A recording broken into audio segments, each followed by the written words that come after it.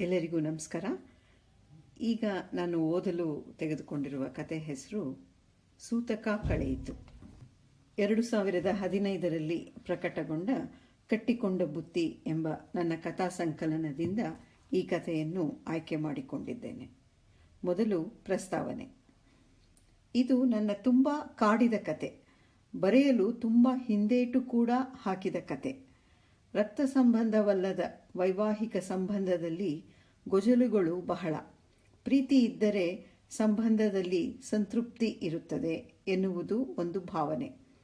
ಪ್ರೀತಿ ಇಲ್ಲದ ಮೇಲೆಯೇ ಸರಿ ತಪ್ಪುಗಳ ಇಷ್ಟ ಕಷ್ಟಗಳ ಜಿಜ್ಞಾಸೆ ಆರಂಭ ಎಂದು ನನ್ನ ಸ್ನೇಹಿತರೊಬ್ಬರು ಹೇಳಿದರು. ಇಷ್ಟ ಕಷ್ಟವಿರಲಿ, ಸರಿ ತಪ್ಪು ಎನ್ನುವುದು ಪ್ರೀತಿಗಿಂತ ದೊಡ್ಡದಲ್ಲವೇ?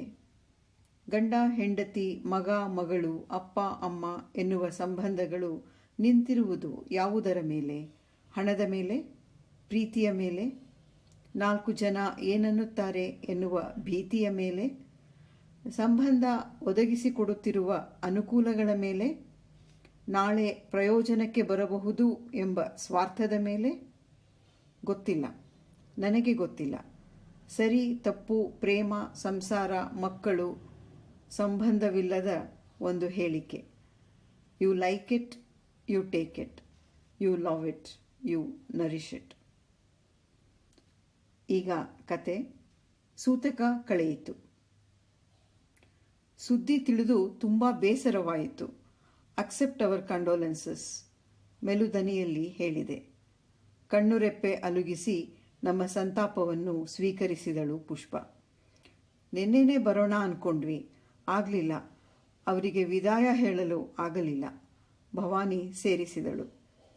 ನೀವುಗಳು 2 ತಿಂಗಳ ಮುಂಚೆ ಬಂದಿದ್ದರೂ ವಿದಾಯ ಹೇಳಲು ಆಗುತ್ತಿರಲಿಲ್ಲ. He was in coma for the last 2 months. ಕಳೆದ 2 ತಿಂಗಳಿಂದ ಕೋಮಾದಲ್ಲಿ ಇದ್ದರು. ನಿರ್ಲಿಪ್ತಳಾಗಿ ಪುಷ್ಪ ಹೇಳಿದಾಗ ನಾವುಗಳು ಮುಖ ನೋಡಿಕೊಂಡೆವು. ಜೀವ ಹೋಗುವವರೆಗೂ ಜ್ಞಾನವಿದ್ದು ಎಲ್ಲರಿಗೂ ವಿದಾಯ ಹೇಳಿ ಸತ್ತವರು ತುಂಬ ಕಡಿಮೆ ಮಂದಿ ಇರಬೇಕು ಅಲ್ಲವೇ? ಮಾತಾಡದೆ ಸುಮ್ಮನೆ ನಿಂತೆವು. ಪುಷ್ಪ ಅವಳ ಮನೆಯ ದೊಡ್ಡ ಹಾಲಿನಲ್ಲಿ ದಿವಾನ್ ಮೇಲೆ ಕಾಲು ಮುಂದಕ್ಕೆ ಚಾಚಿ ಗೋಡೆಗೊರಗಿ ಕುಳಿತಿದ್ದಳು. ನನ್ನ ಮಾತು ಕೇಳಿ ಗಾಬರಿ ಆಯ್ತಾ? ಕೂತ್ಕೊಳ್ರೆ. ಮೂವರು ತೆಪ್ಪಗೆ ಸೋಫಾ ಮೇಲೆ ಕುಳಿತೆವು. ಕಾಫಿ ಬೇಕಾ? ಬೇಡ, ಮೂವರು ಒಟ್ಟಿಗೆ ಹೇಳಿದೆವು. ಬೇಕು ಅಂದಿದ್ರೂ ನೀವೇ ಯಾರಾದರೂ ಮಾಡಿ ಅಂತಿದ್ದೆ. ಅಡಿಗೆಯವರಿಗೆ ರಜಾ ಕೊಟ್ಟು ಬಿಟ್ಟಿದ್ದೇನೆ. ಒಬ್ಬಳೇ ಇದೆಯೇನೆ? ಮಗಳಿದ್ದಾಳೆ ಮೇಲೆ ಅವಳ ಕೋಣೆಯಲ್ಲಿ. ಅಷ್ಟೇ, ಇನ್ಯಾರಿರಬೇಕು? ಉತ್ತರಿಸದೆ ಮೌನ ವಹಿಸಿದೆವು. ಸಾವಿನ ಮನೆ. ನಿನ್ನೆಯಷ್ಟೇ ಪುಷ್ಪಾಳ ಗಂಡ ಹರಿ ಮರಣಿಸಿರುವುದು. ಇವತ್ತೇ ಯಾರೂ ಇಲ್ಲ. ಬಂಧು ಬಳಗ, ಅಮ್ಮ, ಅಕ್ಕ, ತಂಗಿ ಯಾರೂ ಇಲ್ಲ. ಇವಳು ಮುಂಚಿನಿಂದಲೂ ಕೊಂಚ ವಿಚಿತ್ರವೇ. ಆದರೆ ಗಂಡ ಮರಣಿಸಿದ ಮಾರನೇ ದಿನವೇ ಸಾವಿನ ಸೂತಕದ ಸುಳಿವೇ ಇಲ್ಲದಂತೆ ಹೀಗೆ ಆರಾಮಾಗಿ ಒಂಟಿಯಾಗಿ ಕುಳಿತಿರುವಳಲ್ಲ. ಹೆಣಕ್ಕೆ ವಿದಾಯ ಹೇಳಿದರೆ ಏನು ಗೊತ್ತಾಗತ್ತೆ ಅಲ್ವೇ? ಸಾವಿನ ಮನೆಗೆ ಹೋಗುವುದು ಉಳಿದವರಿಗೆ ಧೈರ್ಯ ಹೇಳಲು, ಸತ್ತವರಿಗೆ ವಿದಾಯ ಹೇಳಲು ಅಲ್ಲ. ಸತ್ತವನ ಹೆಂಡತಿ ಅಥವಾ ಗಂಡ, ಮಕ್ಕಳು ದುರಾದೃಷ್ಟವಿದ್ದು ಬದುಕಿದ್ದರೆ ಅಪ್ಪ ಅಮ್ಮ ಅವರಿಗೆಲ್ಲ ನಾವಿದ್ದೇವೆ ಎಂದು ಧೈರ್ಯ ಹೇಳಲು. ಅದಕ್ಕೆ ಸತ್ತ ದಿನವೇ ಹೋಗಬೇಕಿಲ್ಲ. ಸತ್ತ ದಿನ ಡೆತ್ ಸರ್ಟಿಫಿಕೇಟು, ಕ್ರಿಮೇಷನ್ ಎಲ್ಲಿ, ಎಲೆಕ್ಟ್ರಿಕ್ ಕ್ರಿಮಿಟೋರಿಯಮ್ಮ, ಸೌದೆನ ಯಾರಿಗೆ ಹೇಳಬೇಕು? ನಮ್ಮ ತರಹ ಗಂಡು ಮಕ್ಕಳಿಲ್ಲದೆ ಹೋದರೆ ಯಾರು ಮಾಡಬೇಕು? ಈಗ ಇನ್ನೊಂದು ಅಡಿಷನ್ನು, ದೇಹದಾನ ಮಾಡಬೇಕೆ, ಕಣ್ಣು ದಾನ ಮಾಡಬೇಕೆ? ಹೀಗೆ ಎಷ್ಟೊಂದು ಗೊಂದಲ. ಈ ಗೊಂದಲದಲ್ಲಿ ಧೈರ್ಯ ಹೇಳಲು ಬಂದವರನ್ನು ಮಾತನಾಡಿಸಲು ಆಗುವುದೇ ಇಲ್ಲ. ನೀವುಗಳು ಇವತ್ತು ಬಂದಿದ್ದು ಒಳ್ಳೆಯದಾಯಿತು. ಕೊಂಚ ಹೊತ್ತು ಮಾತಾಡಬಹುದು. ಅವಳು ಉದ್ದಕ್ಕೆ ಹೇಳಿದಳು. ನಾವು ಮೂವರು ತಬ್ಬಿಬ್ಬಾಗಿ ಕುಳಿತೆವು. ಇವಳಿಗೆ ನಾವು ಏನು ಧೈರ್ಯ ಹೇಳುವುದು? ಮೊದಲೇ ಸರಿ, ಗಂಡ ಹೋಗಿದ್ದರಿಂದ ತಲೆಗಿಲೆ ಕೆಟ್ಟು ಹೋಗಿದೆಯೋ ಏನೋ ಎಂಬ ಅನುಮಾನ ಕಾಡಿತು ನನ್ನ. ಮತ್ತೆ ಕಾರ್ಯ ಯಾರು ಮಾಡಿದ್ರು? ಭವಾನಿ ಮೆಲುವಾಗಿ ಪ್ರಶ್ನಿಸಿದಳು. ಕಾರ್ಯವೂ ಇಲ್ಲ, ಕ್ರಿಯೆಯೂ ಇಲ್ಲ. ತಲೆಗೊಂದರಂತೆ ಒಬ್ಬೊಬ್ಬರು ಒಂದೊಂದು ಮಾತಾಡಿದರು. ನಾನು ಆಸ್ಪತ್ರೆಗೆ ಬಾಡಿನ ದಾನ ಮಾಡಿಬಿಟ್ಟೆ. ಅದು ಅವರ ಕಡೆ ಇಚ್ಛೆ, ನನ್ನ ಬಳಿ ಹೇಳಿಕೊಂಡಿದ್ದರು ಎಂದು ಸೇರಿಸಿ ಎಲ್ಲರೂ ಸುಮ್ಮನಾಗುವಂತೆ ಮಾಡಿದೆ. ನಾವು ಮೂವರು ಮೌನವಾಗಿ ಕುಳಿತೆವು. ಮೌನ ಮುರಿದವಳು ಅವಳೇ. ಯಾಕ್ರೆ ಹೀಗೆ ಕೂತಿದ್ದೀರಿ? ಗಂಡನನ್ನು ಕಳೆದುಕೊಂಡವಳ ಹತ್ತಿರ ಏನು ಮಾತಾಡಬೇಕು, ಹೇಗೆ ಮಾತಾಡಬೇಕು ಅಂತ ಲೆಕ್ಕ ಹಾಕ್ತಾ ಇದ್ದೀರಾ? I just hope I am not shocking to you people too. ನಿಮಗೆ ನಾನು ಗೊತ್ತಲ್ಲವೇ? ಡಿಕಾಕ್ಷನ್ನು, ಕಾಯಿಸಿದ ಹಾಲು ಎಲ್ಲ ಇದೆ. 2 ನಿಮಿಷ ಕಾಫಿ ಮಾಡ್ತೀನಿ ಇರಿ. ಮೇಲೆದ್ದು ಅಡಿಗೆ ಮನೆಯತ್ತ ನಡೆದ ಅವಳ ಹಿಂದೆ ಮೂವರು ನಡೆದೆವು. ಸಾವಿನ ಸೂತಕದ ಮನೆ, 2ನೇ ದಿನ ಬೇರೆ ಹೋಗ್ತಾ ಇದೆಯಾ? ಅಲ್ಲಿ ತಿಂದು ಕುಡಿದು ಬರಬೇಡ, ಮುಟ್ಟಿಸಿಕೊಳ್ಳಲು ಹೋಗಬೇಡ. ಮನೆಯಿಂದ ಹೊರಟಾಗ ಅತ್ತೆ ಹೇಳಿದ ಮಾತುಗಳು ಕಿವಿಯಲ್ಲಿ ಗೋಯಿಗುಟ್ಟಿತು. ನಿಜವಾಗಿ ಅವರ ಕೊನೆ ಇಚ್ಛೆಯಾಗಿತ್ತ ಅದು? ರಾಗಿಣಿ ಮೆಲ್ಲನೆ ಪ್ರಶ್ನಿಸಿದಳು. ಯಾವುದು? ಒಲೆ ಹಚ್ಚಿ ಹಿಡಿಬಟ್ಟಲು ಅದರ ಮೇಲೆ ಇಟ್ಟು ಹಾಲು ಸುರಿದಳು ಪುಷ್ಪ. ದೇಹದಾನ ಮಾಡಬೇಕು ಅನ್ನುವುದು ಯಾರಿಗೊತ್ತು? ಫಿಲ್ಟರ್ನಲ್ಲಿ ಇದ್ದ ಡಿಕಾಕ್ಷನನ್ನು ಹಿಡಿಬಟ್ಟಲಿಗೆ ಸುರಿದಳು. ಸಕ್ಕರೆ ಹಾಕಬಹುದು ತಾನೇ? ಅವಳ ಪ್ರಶ್ನೆ. ಏನೇ ಹಾಗಂದ್ರೆ? ಉದ್ಘರಿಸಿದೆ ನಾನು. ಸಕ್ಕರೆ ಹಾಕ್ಲ ಕಾಫಿಗೆ ಅಂದೆ. ಅದಕ್ಕೆ ಯಾಕೆ ಗಾಬರಿ? ಪುಷ್ಪ ಕಿರುನಗೆ ನಕ್ಕಳು ಪುಷ್ಪ. ನಿಮ್ಮಿಂದ ಮುಚ್ಚಿಡುವುದು ಏನಿದೆ? ಹರಿಗೆ ಯಾವತ್ತು ಜ್ಞಾನ ನೆಟ್ಟಗಿತ್ತು ಈ ಬಗೆಯ ವಿಚಾರ ಮಾಡಲು, ಮಾತಾಡಲು? ಕೊನೆಯ 2 ತಿಂಗಳು ಹೆಣದಂತೆ ಇದ್ದ. ನಿನ್ನದು ವಿಚಿತ್ರವೇ ಬಿಡು. ರಾತ್ರಿ ಕಂಡ ಬಾವಿಗೆ ಹಗಲು ಹೋಗಿ ಬಿದ್ದಿರುವ ಕತೆ ನಿನ್ನದು. ನಾವೆಲ್ಲ ಇನ್ನಿಲ್ಲದ ಹಾಗೆ ಹೇಳಿದ್ವಿ, ಕೇಳಲಿಲ್ಲ ನೀನು. ಭವಾನಿ ರೇಗಿದಂತೆಯೇ ಹೇಳಿದಳು. ಹರಿ ಪುಷ್ಪಾಳ ಪ್ರೇಮ ಕತೆ ಇನ್ನೊಂದು ನೀಳ್ಗತೆಯೇ. ಪುಷ್ಪ ನಮಗೆಲ್ಲ ಅವನನ್ನು ಹರಿ ಎಂದೇ ಪರಿಚಯಿಸಿದ್ದು. ಆದರೆ ಅವನ ಹೆಸರು ಇನ್ನೇನೋ ಬೇರೆ ಇತ್ತು. ಪೊಲೀಸಿನವರಿಗೆ ಬೇಕಾದ ರೌಡಿ ಶೀಟರ್ ಆಗಿದ್ದ. ರಿಹ್ಯಾಬ್ಗೆ ಹೋಗಿ ಮದ್ಯವ್ಯಸನದಿಂದ ಬಿಡುಗಡೆ ಹೊಂದಿದ್ದ. ಪುಷ್ಪಗಿಂತ 3 ವರ್ಷ ಚಿಕ್ಕವನಿದ್ದ. ಸಾಧಾರಣ ರೂಪಿನ ಇವಳ ಮುಂದೆ 6 ಅಡಿ ಎತ್ತರದ ಅಜಾನುಬಾಹು ಆಗಿದ್ದ ಅವನು ಸೂಪರ್ ಹ್ಯಾಂಡ್ಸಮ್ ಆಗಿದ್ದ. ನಾವೆಲ್ಲ ಅವನನ್ನು ಸಂಜಯ್ ದತ್ ಎಂದೇ ಕರೆದಿದ್ದೆವು. ಅವನಂತೆಯೇ ತೇಲುಗಣ್ಣು ಹರಿಯದು. ಅವನಪ್ಪ ಅಮ್ಮ ಅವನನ್ನು ಮನೆಯಿಂದ ಹೊರಹಾಕಿದ್ದರು. ರೂಮ್ ಮಾಡಿಕೊಂಡು ಇದ್ದ. ಈವೆಂಟ್ ಮ್ಯಾನೇಜ್ಮೆಂಟ್ ಅಂತ ಓಡಾಡುತ್ತಿದ್ದ. ಇವಳು ಮಗುವಿಗೆ ಗರ್ಭಾಧರಿಸಿದ ಮೇಲೆಯೇ ಮದುವೆಯಾದದ್ದು ಅವರಿಬ್ಬರು. ಅವನಪ್ಪ ಅಮ್ಮ ತಿರುಗಿಯೂ ನೋಡಲಿಲ್ಲ. ಇವಳಪ್ಪ ಅಮ್ಮ ಅಕ್ಕ ಬಂದಿದ್ದರು. ಸದ್ಯ ಮದುವೆ ಅಂತ ಒಂದು ಆಗುತ್ತಿದ್ದಾಳಲ್ಲಮ್ಮ, ಅದೇ ನೆಮ್ಮದಿ ನಮಗೆ ಎಂದಿದ್ದರು ಅವರಮ್ಮ ನನ್ನ ಬಳಿ. ಅವಳು ಮದುವೆಯಾಗುವ ವೇಳೆಗೆ 2 ಮಕ್ಕಳ ತಾಯಿ ನಾನು. ಭವಾನಿಗೂ ಮದುವೆಯಾಗಿ 2ನೇ ಬಾಣಂತನಕ್ಕೆ ಮೈಸೂರಿಗೆ ಹೋಗಿದ್ದಳು. ರಾಗಿಣಿ ಅಮೇರಿಕಾಗೆ ಹಾರಿದ್ದಳು. ಮದುವೆಯ ಹೊತ್ತಿಗೆ 32 ವರ್ಷ ಪುಷ್ಪಾಗೆ. ಅವಳಪ್ಪ ಅಮ್ಮ ಅಷ್ಟೇ ಅಲ್ಲ, ನಾವೆಲ್ಲರೂ ಅವಳು ಮದುವೆಯೇ ಆಗುವುದಿಲ್ಲ ಎಂದುಕೊಂಡಿದ್ದೆವು. ಆದರೆ ಆದದ್ದು ಮಾತ್ರ ರಿಹ್ಯಾಬ್ಗೆ ಹೋಗಿ ಬಂದವನನ್ನು. ಉದ್ಧಾರ ಮಾಡುವಂತೆ ಮದುವೆಯಾಗಿದ್ದಳು. ಯಾರೂ ಬೇಡ ಅನ್ನುವ ಹಾಗೂ ಇರಲಿಲ್ಲ. ಬಸುರಿಯಾಗಿದ್ದಳು. ಕಾಲೇಜು ಮುಗಿಯುತ್ತಿದ್ದ ಹಾಗೆ ನನಗೆ ಮದುವೆಯಾಯಿತು. ಭವಾನಿ ಕೆಲಸಕ್ಕೆ ಸೇರಿದಳು. ರಾಗಿಣಿಗೆ ಮುಂಬೈನಲ್ಲಿ ಕೆಲಸ ಸಿಕ್ಕಿ ಅಲ್ಲಿಗೆ ಹೋದಳು. ಪುಷ್ಪ ಶೋಷಿತ ಮಹಿಳೆಯರಿಗೆ ಆಶ್ವಾಸನೆ ಕೊಡುವ, ಅವರಿಗೆ ಸಹಾಯ ಮಾಡುವ NGO ಒಂದಕ್ಕೆ ಸೇರಿಕೊಂಡಳು. ಸೇರಿಕೊಂಡ 3 ವರ್ಷಕ್ಕೆ ಅವಳೇ ಆ ಸಂಸ್ಥೆಯ ಮುಖ್ಯಸ್ಥೆಯಾದಳು. ನಮ್ಮ ಸಮಾಜದಲ್ಲಿ ಹೆಣ್ಣಿನ ಮೇಲಿನ ದೌರ್ಜನ್ಯ ಹೆಚ್ಚಿದಂತೆ ಪುಷ್ಪಾಳ ಪ್ರಖ್ಯಾತಿ ಹೆಚ್ಚುತ್ತಾ ಹೋಯಿತು. ಹೆಣ್ಣಿನ ಪರದ ಗಟ್ಟಿದನಿ ಪುಷ್ಪ. ಹೂವಿನ ಕೋಮಲತೆ ನೆನಪಿಸುವ ಹೆಸರು ಅವಳದಾದರೂ ಗಂಡು ಹೃದಯ ನಡುಗಬೇಕು. ಅಷ್ಟು ಗಡಸು ಖಡಕ್ಕು ಅವಳ ದನಿ, ವಿಚಾರ. ವರದಕ್ಷಿಣೆಗೆ ಕಿರುಕುಳ ನೀಡಿದ ಆರೋಪ ಹೊತ್ತ ಗಂಡಸೊಬ್ಬನನ್ನು ನಡು ರಸ್ತೆಯಲ್ಲಿ ಕಾಲರ್ ಹಿಡಿದು ಕೆನ್ನೆಗೆ ಹೊಡೆದಿದ್ದಳು. ಅವನ ದುರಾದೃಷ್ಟ. ಅದು TV ಕ್ಯಾಮರಾದಲ್ಲಿ ಸೆರೆಯಾಗಿ 4 ದಿನ ಎಲ್ಲ ನ್ಯೂಸ್ ಚಾನೆಲಿನಲ್ಲಿ ಅದೇ ದೃಶ್ಯ. ಇವಳು ಮತ್ತಷ್ಟು ಫೇಮಸ್ಸು. ಎಲ್ಲಿ ಕಳೆದು ಹೋದಿಯೇ? ಪುಷ್ಪ ಭುಜ ಹಿಡಿದು ಅಲುಗಿಸಿದಾಗ ತಲೆ ಕೊಡವಿಕೊಂಡೆ. ಏನೋ ನೆನಪುಗಳು. ಕಾಫಿ ತಗೋ. ಹಳೆಯ ನೆನಪುಗಳು ಹೊಸದಾಗಿ ಕಾಡಲು ಸಾವಿನ ಮನೆಗಿಂತ ಸೂಕ್ತ ಜಾಗ ಇಲ್ಲ ನೋಡು. ಹಿಡಿಬಟ್ಟಲಿನಿಂದ ಲೋಟಕ್ಕೆ ಕಾಫಿ ಬಗ್ಗಿಸುವಾಗ ಕಟ್ಟೆಯ ಮೇಲೆಲ್ಲ ಚೆಲ್ಲಿದಳು. ಅದೇನೇ ಹಾಗೆ ನೋಡ್ತೀಯಾ? ಆಮೇಲೆ ಒರೆಸ್ತೀನಿ. ಹಾಲಿನಲ್ಲಿ ಕೂತ್ಕೊಳ್ಳೋಣ ಬಾ. ನನಗಿಂತ ಮುಂದಾಗಿಯೇ ಹೊರ ನಡೆದಳು ಪುಷ್ಪ. ಚೆಲ್ಲಿದ್ದು ತಕ್ಷಣ ಒರೆಸಬೇಕು, ಆಗ ಸುಲಭ. ಬಿಟ್ಟರೆ ಇರುವೆಗಳು ಮುತ್ತಿಕೊಳ್ಳುತ್ತವೆ, ಕಟ್ಟೆ ಅಂಟು ಕಟ್ಟುತ್ತದೆ. ಬರೀ ಬಟ್ಟೆಯಲ್ಲಿ ಒರೆಸಿದರೆ ಹೋಗುವುದಿಲ್ಲ. ಸೋಪು ಹಾಕಿ, ವಾಸನೆ ಹೋಗುವ ಏರ್ ಫ್ರೆಶ್ನರ್ ಹಾಕಿ ರಣರಾಧಾಂತ. ನನ್ನ ಕಾಫಿ ಲೋಟ ಅಲ್ಲೇ ಇಟ್ಟು ಸಿಂಕಿನ ಬಳಿ ಇದ್ದ ಬಟ್ಟೆಯಿಂದ ಚೆಲ್ಲಿದ ಕಾಫಿಯನ್ನು ಒರೆಸಿ, ಒಮ್ಮೆ ಬಟ್ಟೆ ಜಾಲಿಸಿ ಹಿಂಡಿ ಮತ್ತೊಮ್ಮೆ ಒರೆಸಿ, ಬಟ್ಟೆಯನ್ನು ಸಿಂಕಿನ ಬಳಿ ಹರವಿ ಸೆರಗಿನಲ್ಲಿ ಕೈ ಒರೆಸಿಕೊಂಡು ಕಾಫಿ ಲೋಟ ಹಿಡಿದು ಹೊರಬಂದೆ. ಏನೇ ಮಾಡ್ತಿದ್ದಿ? ರಾಗಿಣಿ ಹುಬ್ಬೇರಿಸಿದಳು. ಮದುವೆಯಾಗಿ 1/4 ಸೆಂಚುರಿ ಆದರೂ ಇನ್ನೂ ಅತ್ತೆ ಮನೆ ಸೊಸೆಯೇ ಅವಳು. ಚೆಲ್ಲಿದ್ದು ಹರಡಿದ್ದು ಹಾಗೆ ಬಿಟ್ಟರೆ ಅತ್ತೆ ಬೈತಾರೆ ಅನ್ನೋ ಹೆದರಿಕೆ ಗಾಢವಾಗಿ ಬೇರೂರಿ ಬಿಟ್ಟಿದೆ. ಕಟ್ಟೆ ಮೇಲೆ ಚೆಲ್ಲಿದ ಕಾಫಿ ಒರೆಸಿ ಬಂದ್ಯಾ? ಪುಷ್ಪ ಪ್ರಶ್ನಿಸಿದಾಗ ನಕ್ಕು ತಲೆಯಾಡಿಸಿದೆ. ನಿಂಗೆ ಬಿಡು, ಅತ್ತೆ ಮಾವ ನಾದಿನಿ ಯಾರ ಕಾಟವೂ ಇಲ್ಲ, ಮೆಲ್ಲನೆ ಹೇಳಿದೆ.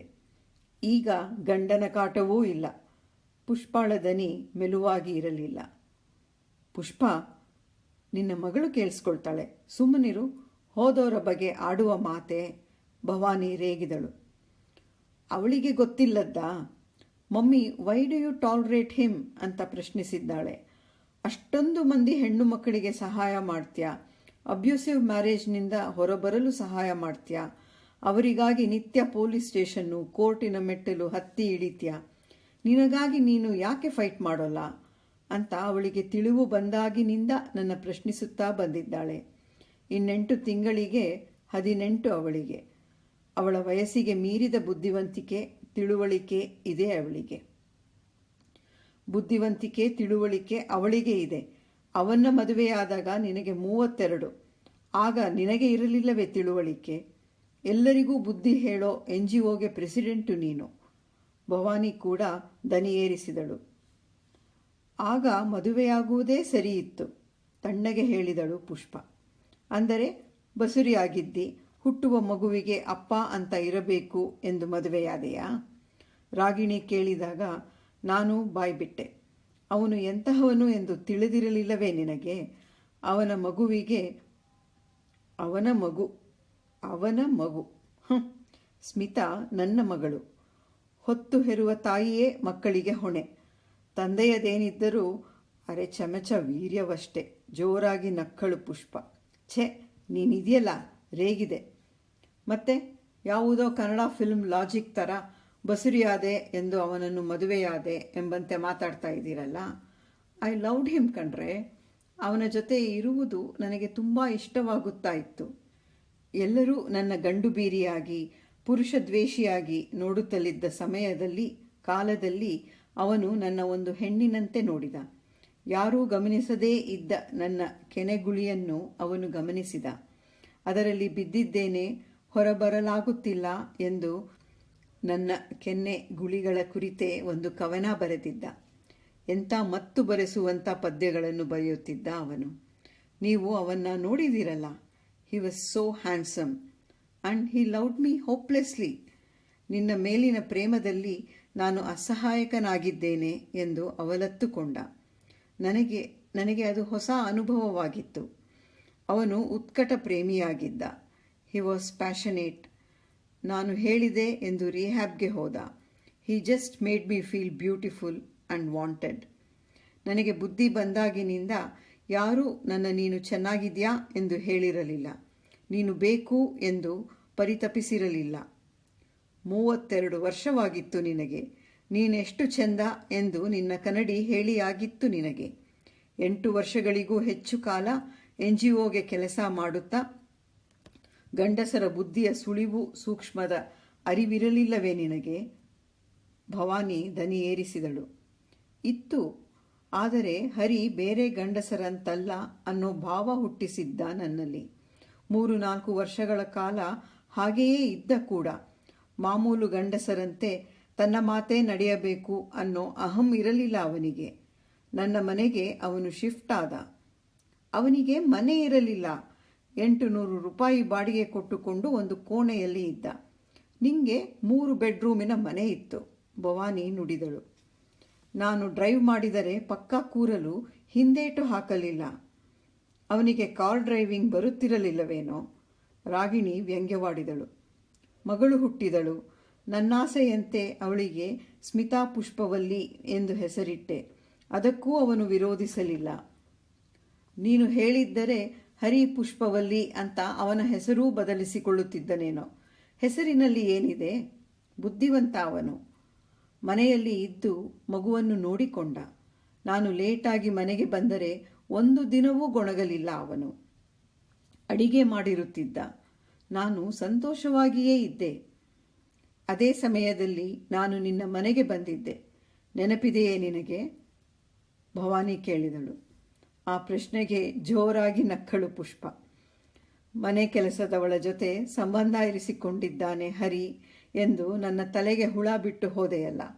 ನೀನು ಬಂದಾಗ ಕುಡಿದು ಬೇರೆ ಇದ್ದ ಎಂದಿದ್ದೆ. ಹಾಳು ಮಾಡಿದೆ ನನ್ನ ಸಂತೋಷವನ್ನು. ನಾನು ಕಣ್ಣರಳಿಸಿ ಮೂವರನ್ನು ನೋಡುತ್ತಾ ಕುಳಿತೆ. ನಗ್ತಿದೆಯಲ್ಲೇ? ಗುರುಗುಟ್ಟಿದಳು ಭವಾನಿ. ಮತ್ತೆ ಇನ್ನೇನು ಮಾಡಲಿ? ಆಗ ಜಗಳವಾಡಿದ್ದೆ. ಕೆಲಸದವಳನ್ನು ಕೆಲಸದಿಂದ ತೆಗೆದಿದ್ದೆ. ಆದರೆ ಅವನನ್ನು ದೂರ ಮಾಡಲಿಲ್ಲ. ಅವನು 2 ದಿನ ಕಾಣದಿದ್ದರೆ ಮಗಳು ರೆಸ್ಟ್ಲೆಸ್ ಆಗುತ್ತಿದ್ದಳು. ಅವನನ್ನು ತುಂಬ ಹಚ್ಚಿಕೊಂಡಿದ್ದಳು. ಇನ್ನೊಬ್ಬಳು ಕೆಲಸದವಳು ಬಂದಳು. ಮತ್ತೆ ಅದೇ ಕತೆ. ಕುಡಿತ, ಹೆಣ್ಣಿನ ಸಹವಾಸ ಎರಡೂ ಅವನ ವೀಕ್ನೆಸ್. ಅವೆರಡೇ ಅವನ ಜೀವನ. ಕೆಲಸವಿಲ್ಲ. Event management. ಕಷ್ಟಪಟ್ಟು ದುಡಿದರೆ ಬೇಕಾದಷ್ಟು ದುಡ್ಡಿದೆ. ಆದರೆ ದುಡಿಯದೆ ಕೂತರೂ ಜೀವನ ಸುಖವಾಗಿಯೇ ನಡೆಯುತ್ತಿತ್ತು ಅವನದು. ಹಾಗಾಗಿ ದುಡಿಯುವುದು ಬಿಟ್ಟ. ಮಾಮೂಲು ಹೆಂಗಸಿನಂತೆ ಗಂಡ ಸಂಪಾದಿಸಿ ತಂದರೆ ಮಾತ್ರ ಸಂಸಾರ ಚೆಂದ, ಸಂಸಾರ ನಡೆಯುವುದು ಎಂಬಂಥ ಯೋಚನೆ ನನ್ನ ತಲೆಯಲ್ಲಿ ಇರಲಿಲ್ಲ. ಮನೆಯ ಖರ್ಚು ವೆಚ್ಚ ನನ್ನ ಪಾಡಿಗೆ ನಾನು ಮಾಡುತ್ತಿದ್ದೆ. ಬೀರುವಿನಲ್ಲಿ ದುಡ್ಡಿರುತ್ತಿತ್ತು. ಅವನಿಗೆ ಬೇಕಾದಾಗ ತೆಗೆದುಕೊಳ್ಳುತ್ತಿದ್ದ. ನಾನು ಮಾಡಿದ ತಪ್ಪು ಅದೇ. ಮನೆಗೆ ನಿನ್ನ ಕಾಂಟ್ರಿಬ್ಯೂಷನ್ ಏನು ಎಂದು ಕೇಳಬೇಕಿತ್ತು. ಸಂಪಾದಿಸು ಎಂದು ಹಠ ಹಿಡಿಯಬೇಕಿತ್ತು. ನನಗೆ ಅದರ ಅರಿವು ಮೂಡುವ ವೇಳೆಗೆ ಸೋಮಾರಿತನ ಅವನಿಗೆ ರೂಢಿಯಾಗಿ ಬಿಟ್ಟಿತ್ತು. ನಿನ್ನ ಮಗಳಿಗೆ ಅಪ್ಪ ಬೇಕು ಎಂದು ಕುಡಿತ, ಹೆಣ್ಣು ಬಾಕುತನ ಅದನ್ನೆಲ್ಲ ಸಹಿಸಿಕೊಂಡ್ಯಾ? ಸಹಿಸಿಕೊಂಡೇ ಎನ್ನಲಾರೆ. I just didn't care. ನನಗೆ ಬೇರೆ ಯಾರದೋ ಸಂಸಾರ ಒಡೆಯುತ್ತಿದ್ದರೆ ಹೋಗಿ ಅದನ್ನು ಪೂರಾ ಹಾಳು ಕೆಡವಿ ಮುರಿದು ಅವರಿಬ್ಬರನ್ನು ಬೇರೆ ಮಾಡಿ ಬರುವುದು ನಿನ್ನ ಕೆಲಸ. ನಿನ್ನ ಸಂಸಾರ ಮಾತ್ರ. ರಾಗಿಣಿ ರಾಗವೆಳೆದಳು. ನಿಜ, ನನ್ನ ಸಂಸಾರ ಚೆನ್ನಾಗಿದೆಯೋ ಇಲ್ಲವೋ, ನಾನು ಸಂತೋಷವಾಗಿ ಇದ್ದೇನೋ ಇಲ್ಲವೋ, ನಾನು ಮಾಡೋ ಕೆಲಸದಲ್ಲಿ ನಾನು ಹ್ಯಾಪಿಲಿ ಮ್ಯಾರಿಡ್ ಅಂತ ಇದ್ದರೆ ಒಂದು ಬೆಲೆ. ಒಡೆಯುತ್ತಲಿದ್ದ ಸಂಸಾರಗಳನ್ನು ಒಂದು ಮಾಡಲೆಂದೇ ನಾನು ಹೋಗುತ್ತಿದ್ದದು. ಆದರೆ ಹುಣ್ಣು ಕೆರೆದುಕೊಂಡು ರಣ ಮಾಡಿಕೊಂಡಂತೆ ಸಂಸಾರದ ಬಿರುಕು. ಪ್ಯಾಚ್ ಹಾಕಿ ಬಂದರೂ ಈ ನವೆ ಇದ್ದೇ ಇರುತ್ತದೆ. ಹೊತ್ತು ಹೋಗಲಿಲ್ಲ ಅಂದರೆ ಆ ಬಿರುಕಿಗೆ ಬೆರಳು ಹಾಕಿ ದೊಡ್ಡದು ಮಾಡುವುದು ಪ್ರೀತಿ ಇಲ್ಲದ ಸಂಸಾರದ ಲಕ್ಷಣ. ಬಿರುಕು ದೊಡ್ಡದಾಗಿ ಒಡೆಯುವವರೆಗೂ ಸಮಾಧಾನವಿರುವುದಿಲ್ಲ. ಒಡೆದ ಮೇಲೆ ಪ್ಯಾಚ್ ಹಾಕಲು ಬಂದವರನ್ನೇ ದೂರುತ್ತಾರೆ ಅಷ್ಟೇ. ಅರ್ಥವಾಗುತ್ತಿಲ್ಲ ಪುಷ್ಪ. ಹ್ಯಾಪಿಲಿ ಮ್ಯಾರಿಡ್ ಅಂತ ಇದ್ದರೆ ಬೆಲೆ ಎಂದು ಡೈವರ್ಸ್ ಕೊಡಲಿಲ್ಲವೇ? ಅವಳತ್ತ ಕಣ್ಣರಳಿಸಿದಳು ರಾಗಿಣಿ. ಈ ಹರಿ ಬಲು ವಿಚಿತ್ರ ಮನುಷ್ಯ. ಕುಡಿಯುತ್ತಿದ್ದ, ಆದರೆ ರಿಹ್ಯಾಬ್ಗೆ ಹೋಗಿ ಬಂದಿದ್ದ. ಹಿಡಿತವಿತ್ತು. ಕುಡುಕನಾಗಿರಲಿಲ್ಲ. ಬೇರೆ ಹೆಣ್ಣುಗಳ ಸಹವಾಸವಿತ್ತು, ಆದರೆ ರಾಚುವಂತೆ ಇರಲಿಲ್ಲ. ಆ ಹೆಣ್ಣುಗಳು ಅವನು ಕೊಡುವ ಪುಡಿಗಾಸಿನ ಆಸೆಗೆ ಬರುತ್ತಿದ್ದರೋ, ಅವನ ಮೇಲಿನ ಮೋಹದಿಂದ ಬರುತ್ತಿದ್ದರೋ ಗೊತ್ತಿಲ್ಲ. ಅದರಿಂದ ನನಗೇನು ನಷ್ಟವಿರಲಿಲ್ಲ. ಮೊದಮೊದಲು ಕೋಪ ಬರುತ್ತಿತ್ತು, ಜಗಳವಾಡುತ್ತಿದ್ದೆ. ಅವನು ತಪ್ಪು ಒಪ್ಪಿಕೊಳ್ಳುತ್ತಿದ್ದ. ಇನ್ನೊಮ್ಮೆ ಮಾಡುವುದಿಲ್ಲ ಎಂದು ಭಾಷೆ ಕೊಡುತ್ತಿದ್ದ. ಕೆಲವು ದಿನ ತಿರುಗಿ ಅವನದು ಅದೇ ಚಾಳಿ. ಮಗಳನ್ನು ಮಾತ್ರ ತುಂಬ ಪ್ರೀತಿಯಿಂದ ನೋಡಿಕೊಳ್ಳುತ್ತಿದ್ದ. ವರ್ಷಗಳು ಕಳೆಯುತ್ತಾ ನನಗೆ ಇರಿಟೇಟ್ ಆಗುವುದೇ ನಿಂತು ಹೋಯಿತು. ಈ ಮನುಷ್ಯ ಎಲ್ಲಿಗೆ ಬೇಕಾದರೂ ಹೋಗಲಿ, ಏನು ಬೇಕಾದರೂ ಮಾಡಿಕೊಳ್ಳಲಿ, ನನ್ನ ತಂಟೆಗೆ ಬರದಿದ್ದರೆ ಸಾಕು ಎಂಬ ಭಾವ ಮೂಡಿತು. ಒಂದೇ ಮನೆಯಲ್ಲಿ ಇದ್ದೆವಾಗಲಿ ಸಂಬಂಧ ಸತ್ತು ಹೋಗಿತ್ತು. ಅವನಿಗೆ ಎಲ್ಲ ಅನುಕೂಲಗಳೂ ಇತ್ತು. ಹಾಗಾಗಿ ಡೈವೋರ್ಸ್ ಸುದ್ದಿ ಎತ್ತುತ್ತಿರಲಿಲ್ಲ. ನಾನು ಡೈವೋರ್ಸ್ ಅಂದರೆ ಅವನಿಗೆ ತಿಂಗಳ ಮೇಂಟೆನೆನ್ಸ್ ಕೊಡಬೇಕಾಗುತ್ತಿತ್ತು. ಯಾಕೆ ಸುಮ್ಮನೆ ಇಲ್ಲದ ರಗಳೆ ಅಂತ ಸುಮ್ಮನಾದೆ. ಪುಷ್ಪ ಖಾಲಿ ಲೋಟ ಕೆಳಗಿಟ್ಟು ಮೇಲೆದ್ದೆ. ಯಾಕೆ ಈಗನ್ನಿಸುತ್ತೆ ಡೈವರ್ಸ್ ಕೊಟ್ಟು ಕೈ ತೊಳೆದುಕೊಳ್ಳಬೇಕಿತ್ತು. 2 ತಿಂಗಳು ಕೋಮಾದಲ್ಲಿ ಇದ್ದು 4-5 ಲಕ್ಷ ಖರ್ಚು ಮಾಡಿಸಿದ. ಯಾವ ಜನ್ಮದಲ್ಲಿ ನನಗೆ ಏನು ಮಾಡಿದ್ನೋ ಏನೋ, ಈ ಜನ್ಮದಲ್ಲಿ ಎಲ್ಲ ವಸೂಲು ಮಾಡಿಕೊಂಡು ಹೋದ. ಕೊನೆ ಮಾತುಗಳನ್ನು ಹೇಳುವ ವೇಳೆಗೆ ಅವಳ ದನಿ ಒಡೆಯಿತು. ಭವಾನಿ ಎದ್ದು ಹೋಗಿ ಅವಳ ಪಕ್ಕ ಕುಳಿತಳು. ಅವಳ ಭುಜಕ್ಕೆ ಒರಗಿದಳು ಪುಷ್ಪ. ನಾನು ನಿಜವಾಗಿ ಪ್ರೇಮಿಸಿದ್ದೆ ಅವನನ್ನು. ಅವನಿಗೆ ನನ್ನ ಮೇಲೆ ಪ್ರೇಮವಿತ್ತೋ ಇಲ್ಲವೋ. ಅವನು ಮದುವೆಯಾದದ್ದು ಪ್ರೇಮದಿಂದಲ್ಲ, ಬರೀ ಅನುಕೂಲಕ್ಕೆ ಎಂದು ಅಂದುಕೊಂಡರೆ ಸಂಕಟವಾಗುತ್ತಿತ್ತು. ಈಗ ಅದೂ ಆಗೋಲ್ಲ. ಭವಾನಿ ಪುಷ್ಪಳನ್ನು ಬಳಸಿ ಹಿಡಿದಳು. ರಾಗಿಣಿ ಎದ್ದು ಹೋಗಿ ಪುಷ್ಪಳ ಪಕ್ಕ ಕುಳಿತಳು. ಅವಳ ಸಂಸಾರವೇ ನೆಟ್ಟಗಿಲ್ಲ ಎಂದು ಎಷ್ಟು ಸುಲಭವಾಗಿ ಹೆಂಗಸರನ್ನು ಅಂದುಬಿಡುತ್ತಾರೆ. ನೆಟ್ಟಗೆ ಸಂಸಾರ ಮಾಡುವುದು ಅವಳೊಬ್ಬಳ ಕೈಲಿ ಇದೆ ಎನ್ನುವ ಹಾಗೆ. ಹೆಣ್ಣು ಮಕ್ಕಳು ಹೆದರುವುದೇ ಅದಕ್ಕೆ. ಒಳಗೆ ಎಷ್ಟೇ ಕಷ್ಟ ಇದ್ದರೂ, ಸೊಟ್ಟಗಿದ್ದರೂ, ಗೊಜಲು ಗಂಟಾಗಿದ್ದರೂ ಎಲ್ಲ ನೆಟ್ಟಗಿದೆ ಎಂದು ತೋರ್ಪಡಿಸುತ್ತಾ ಕಾಲಕ್ರಮೇಣ ಆ ಭ್ರಮೆಯನ್ನು ವಾಸ್ತವ ಎಂದು ನಂಬುತ್ತಾ ಮಕ್ಕಳಿಗಾಗಿ ಸರೀಕರಿಗಾಗಿ ಎನ್ನುತ್ತಾ ಜೀವನದ ಪಯಣ ಮುಗಿಸಿಬಿಡುತ್ತಾರೆ. ಏಕೆ ಗೊತ್ತಾ? ಬಿಡುವುದು ಕಟ್ಟಿಕೊಳ್ಳುವುದಕ್ಕಿಂತ ಕಷ್ಟ. ಎಲ್ಲ ಮುಗಿದ ಮೇಲೆ ಈಗ ಹೇಳುವುದು ಏನು? ಸ್ಮಿತಾದು ಕಳೆದೆರಡು ವರ್ಷದಿಂದ ಒಂದೇ ಗಲಾಟೆ. ಅಮ್ಮ, you don't deserve this, leave him ಅಂತ. ಪ್ರೇಮವಿಲ್ಲದೆ ಜೀವಿಸಬಹುದು. ನಾನು ಜೀವಿಸುತ್ತಿದ್ದೆ. ಏನೇ ಮಾಡಿದರೂ ನಾನು ಅವನನ್ನು ಬಿಡುವುದಿಲ್ಲ, ಡೈವೋರ್ಸ್ ಕೊಡುವುದಿಲ್ಲ ಎಂಬ ಅರಿವು ಅವನು ಮತ್ತಷ್ಟು ಒಡ್ಡಾಗಲು ಕಾರಣವಾಯಿತು. ಬೀರುವಿನಲ್ಲಿ ಮೊದಲಿನಂತೆ ದುಡ್ಡು ಇಡುವುದು ನಿಲ್ಲಿಸಿದೆ. ಕೈಯಲ್ಲಿ ದುಡ್ಡಿಲ್ಲದೆ ಕುಡಿತ ಕಷ್ಟವಾಯಿತು. ಹೆಣ್ಣುಗಳು ಸಿಕ್ಕದೆ ಹೋದವು ಅವನಿಗೆ. ಪುಷ್ಪ, ನಾನು ಹತ್ತಿರ ಸೇರಿಸುತ್ತಿರಲಿಲ್ಲ. ಅವನನ್ನು ದೂರವಿಟ್ಟೆ ವರ್ಷಗಳು ಕಳೆದಿದ್ದವು. ಆ್ಯಕ್ಚುಲಿ ನಾವು ಕೌನ್ಸಿಲಿಂಗ್ ಮಾಡ್ತೀವಲ್ಲ, ಆಗ ಹೆಂಗಸರಿಗೆ ಹೇಳುತ್ತಿದ್ದೆವು, ಗಂಡ ಕುಡಿದು ಬರ್ತಾನಾ, ಸಂಸಾರಕ್ಕೆ ಅಂತ ದುಡ್ಡು ಕಾಸು ಕೊಡುವುದಿಲ್ಲವಾ, ಬೇರೆ ಎಲ್ಲೋ ಚಟ ತೀರಿಸಿಕೊಂಡು ಬರ್ತಾನಾ, ಅವನ್ನ ಹಾಸಿಗೆಗೆ ಸೇರಿಸಬೇಡಿ, ದೂರವಿಡಿ ಅವನ್ನ ಅಂತ. ಬಲಿಷ್ಠನಾದ ಗಂಡಸನ್ನು ಬಂಗಲೆಯಂಥ ಮನೆಗಳಲ್ಲಿಯೇ ದೂರವಿಡಲು ಆಗುವುದಿಲ್ಲ. ಇನ್ನು ಅಂಗೈಯಗಲ ಮನೆಗಳಲ್ಲಿ ಸಾಧ್ಯವೇ? ದೂರವಿಡಲು ಪ್ರಯತ್ನಿಸಿದರೆ, ಸೆಕ್ಸ್ ನಿರಾಕರಿಸಿದರೆ ದೌರ್ಜನ್ಯ ಶುರು. ಹೊಡೆತ, ಮತ್ತನಾದ ಗಂಡಸಿನ ಹೊಡೆತ. ಮಾತು ನಿಂತಿತು. ನಾನು ಹೋಗಿ ಅವಳ ಕಾಲ ಬಳಿ ಕುಳಿತೆ. ಅವಳ ತೊಡೆಯ ಮೇಲೆ ಕೈ ಇಟ್ಟೆ. ಪುಷ್ಪ, ಮಾತಾಡುತ್ತಾ ಆಡುತ್ತಾ ಅವಳ ದನಿ ತಗ್ಗಿ ಪಿಸುಗುಟ್ಟುವಿಕೆಗೆ ತಲುಪಿತ್ತು. ಅವನು ನಿನ್ನ ಹೊಡೆಯುತ್ತಿದ್ದನಾ? ನನ್ನ ದನಿ ಗದ್ಗದಿತವಾಯಿತು. ಪುಷ್ಪಾಳ ಕಂಗಳು ಶೂನ್ಯವಾಗಿದ್ದವು. 28 ವರ್ಷಗಳಿಂದ ದೌರ್ಜನ್ಯಕ್ಕೆ ಒಳಗಾದ ಹೆಣ್ಣು ಮಕ್ಕಳ ಕಂಬನಿ ಒರೆಸಿ ಒರೆಸಿ ಅವಳ ಕಂಗಳು ಕಂಬನಿ ರಹಿತವಾಗಿದ್ದವು. ಬೆಲೆಯಿಲ್ಲದ ಕಂಬನಿ ಹರಿಸಲು ಅವಳ ಕಂಗಳು ಒಪ್ಪದೆ ಮುಷ್ಕರ ಹೂಡಿದ್ದವು. ಕಳೆದ 4-5 ವರ್ಷದಿಂದ ಜೀವನ ಹಾರಿಬಲ್ ಆಗಿ ಹೋಗಿತ್ತು. ಬಿಡು ಅವನ್ನ ಅಂತ ಮಗಳು ಗಲಾಟೆ ಮಾಡುತ್ತಿದ್ದಳು. US ಇದ್ದ ನನ್ನ NGOದ ಪೇರೆಂಟ್ ಬಾಡಿ ಡೈವೋರ್ಸಿ ಅಂತಾದರೆ ನೀನು NGOನ ಹೆಡ್ ಮಾಡೋಕ್ಕೆ ಆಗೋಲ್ಲ ಅಂತ ಕಂಡೀಷನ್ ಹಾಕಿತ್ತು. ಡೈವೋರ್ಸ್ ಸುಲಭವಾಗಿ ಆಗುತ್ತಲೂ ಇರಲಿಲ್ಲ, ಏಕೆಂದರೆ ಅವನಿಗೆ ಬೇಕಿರಲಿಲ್ಲ. ಆದಷ್ಟು ಮನೆಯಿಂದ ಹೊರಗಿರಲು ಪ್ರಯತ್ನಿಸುತ್ತಿದ್ದೆ. ಅದು ಅವನನ್ನು ಮತ್ತಷ್ಟು ವ್ಯಗ್ರನಾಗಿಸುತ್ತಿತ್ತು. ನನ್ನ ಜೊತೆ ಕೆಲಸ ಮಾಡುವ ಗಂಡಸರೊಡನೆಯೆಲ್ಲ ನನಗೆ ಸಂಬಂಧ ಇದೆ ಎಂದು ಕಲ್ಪಿಸಿಕೊಂಡು ಕಂಡವರ ಬಳಿ ಹೇಳಿಕೊಂಡು ತಿರುಗುತ್ತಿದ್ದ. TV ಪ್ಯಾನಲ್ ಡಿಸ್ಕಷನ್ನಲ್ಲಿ ಕೂಡ ನನ್ನ ಪಕ್ಕ ಕೂರಲು ಸಂಸಾರಸ್ಥ ಗಂಡಸರು ಹೆದರುವಂತೆ ಮಾಡಿದ್ದ.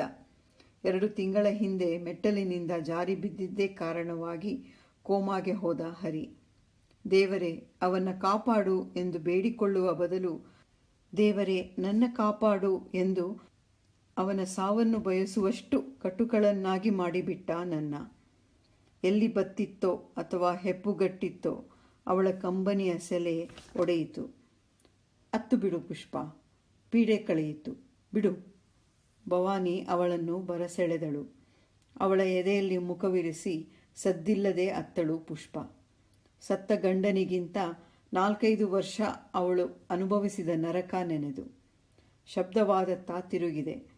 ಮೆಟ್ಟಿಲು ಇಳಿದು ಬರುತ್ತಿದ್ದಳು ಸ್ಮಿತಾ, ಪುಷ್ಪಾಳ ಮಗಳು. ಅಮ್ಮ, ಶಿ ವಿಲ್ ಬಿ ಫೈನ್ ಪುಟ್ಟ, ದೃಢವಾಗಿ ಹೇಳಿದೆ. ಕಾಫಿ ಮಾಡ್ಲಾ ಆಂಟಿ? ನೀನು ಇಲ್ಲೇ ಕೂತ್ಕೊಬಾ, ನಾನು ಮಾಡಿಕೊಂಡು ಬರ್ತೇನೆ. ಡಿಕಾಕ್ಷನ್ನು, ಹಾಲು ಎಲ್ಲ ಇದೆ. ಸಕ್ಕರೆ ಎಲ್ಲಿದೆ ಅಂತ ಕೂಡ ನನಗೆ ಗೊತ್ತು. ಅಡಿಗೆ ಮನೆಯತ್ತ ನಡೆದೆ. ಸೂತಕ ಕಳೆಯಿತು. ಕತೆ ಕೇಳಿದ್ರಲ್ಲ, ಏನನ್ನಿಸ್ತು? ನಿಮ್ಮ ಅಭಿಪ್ರಾಯಕ್ಕೆ ಸದಾ ಸ್ವಾಗತವಿದೆ. ನನ್ನ ಇನ್ನೂ ಹೆಚ್ಚಿನ ಕತೆಗಳನ್ನ ಕೇಳಬೇಕು ಅನಿಸಿದ್ರೆ ನನ್ನ ಯೂಟ್ಯೂಬ್ ಚಾನಲ್ ಗೀತಾ BUಗೆ ಭೇಟಿ ಕೊಡಿ. ನಮಸ್ಕಾರ.